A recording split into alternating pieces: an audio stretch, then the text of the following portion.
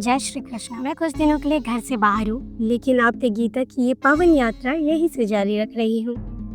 आज हम गीता के पहले अध्याय के उस क्षण में प्रवेश करते हैं जहाँ अर्जुन का हृदय भारी हो उठा है।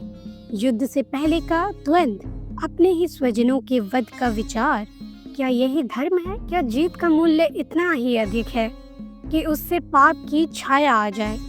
आइए श्लोक 36 के माध्यम से हम अर्जुन की इस पीड़ा और उसके गूढ़ अर्थ को समझते हैं। क्या कभी आपने किसी ऐसे निर्णय का सामना किया है जिससे सही और गलत का भेद ही धुंधला हो जाता है? अर्जुन भी उसी स्थिति में है।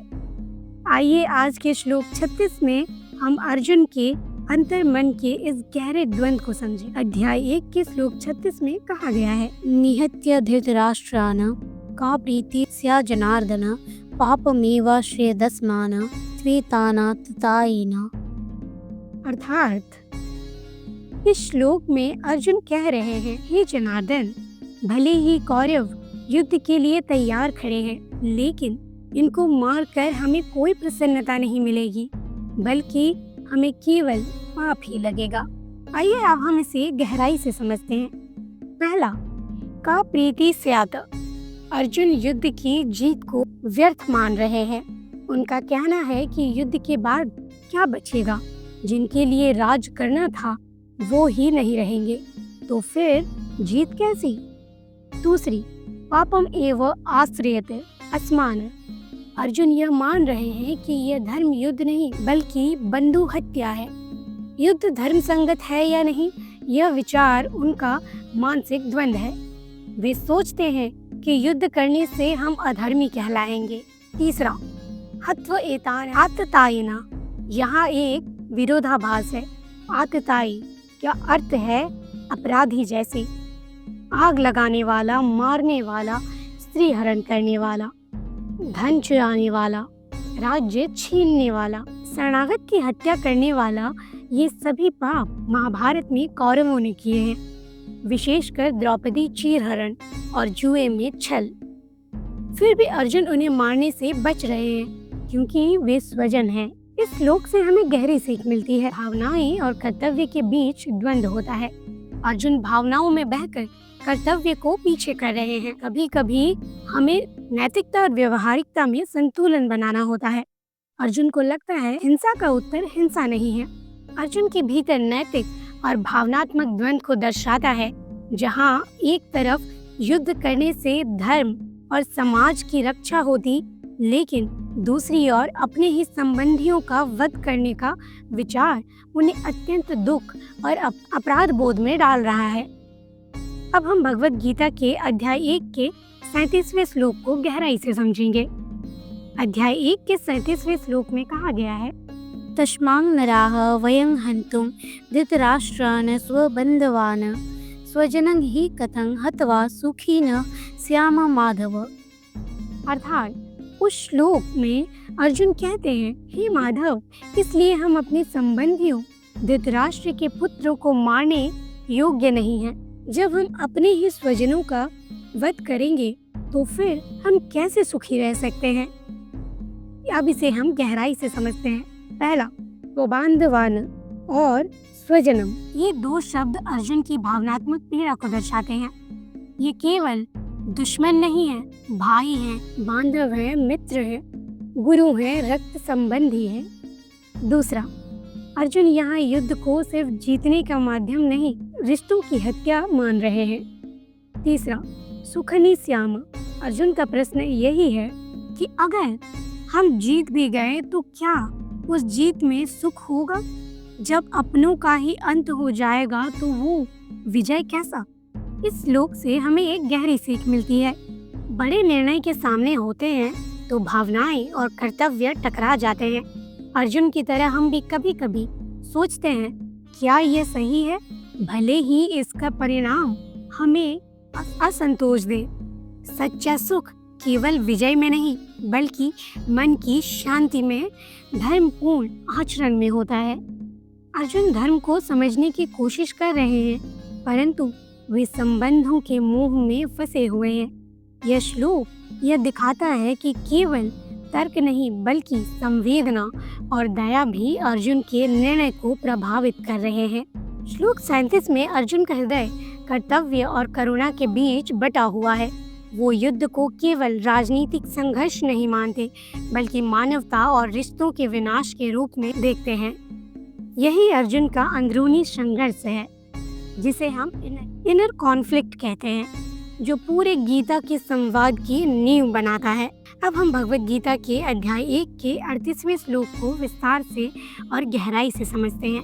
अध्याय 1 के श्लोक 38 में कहा गया है, यद्यपि न पश्यन्ति लोभपहति चेतस कुलिच्य कृतं दोषं मित्रत्रोधे च पातकम्।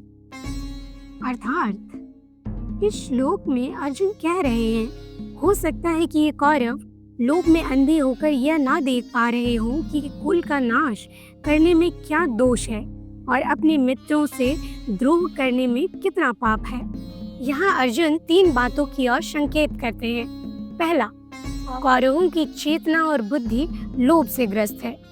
वे सत्ता, राज्य और स्वार्थ के पीछे इतने अंधे हो गए हैं कि उन्हें न धर्म का भान है और न रिश्तों की मर्यादा।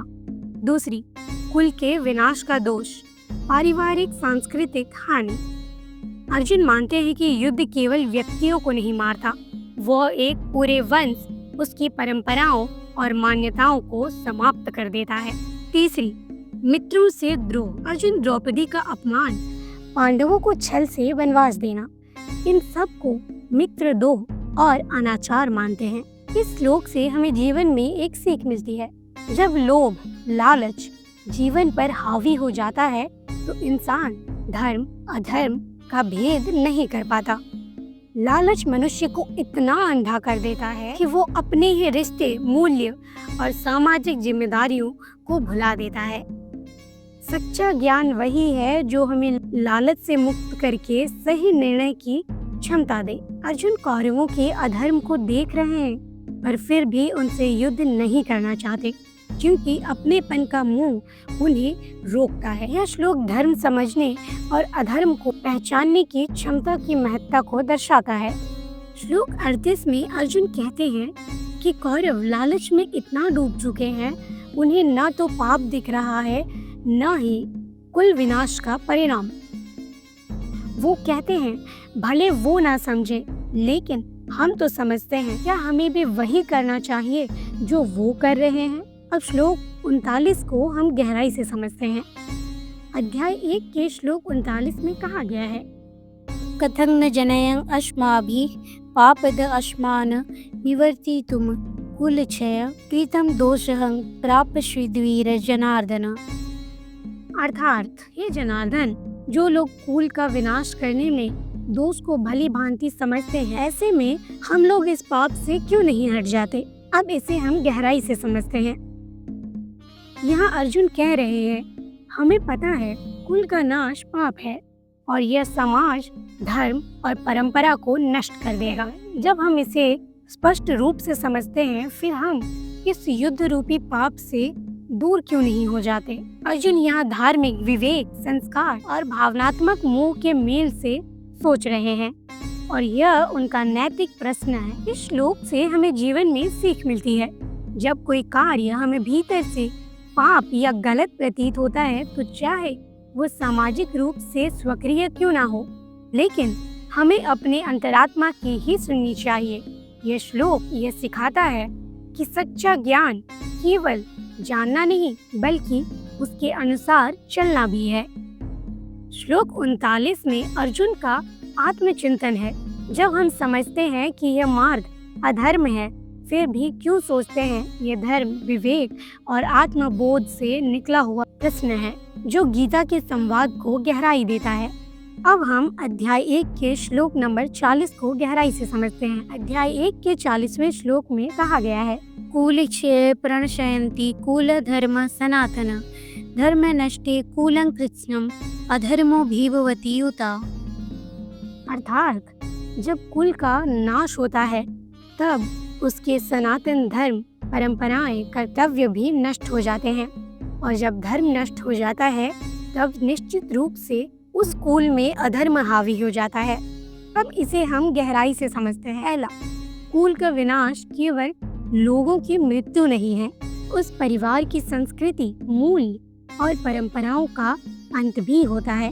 दूसरी, कुल धर्मा सनातना। अर्जुन यहाँ संकेत कर रहे हैं कि हर कुल की कुछ धार्मिक, सामाजिक और नैतिक जिम्मेदारियां होती हैं जो पीढ़ियों से चली आ रही है। तीसरी, धर्म के नष्ट होने का सीधा परिणाम है अधर्म, अधर्म का प्रभुत्व। यज्ञ, श्राद्ध, सेवा, परंपरा जैसे धर्म लुप्त हो जाते हैं तो उनका स्थान स्वार्थ, अराजकता और अनाचार ले लेते हैं। इस श्लोक से हमें गहरी सीख मिलती है। जब एक परिवार, समाज या संस्कृति अपने मूल धर्म, कर्तव्य और नैतिकता से दूर हो जाती है तो वहाँ धीरे धीरे अधर्म और अराजकता पनपने लगती है। गीता का यह श्लोक हमें यह चेतावनी देता है कि धर्म की रक्षा केवल पूजा नहीं बल्कि कुल, परंपराओं और नैतिक जीवन शैली को बनाए रखने में होती है।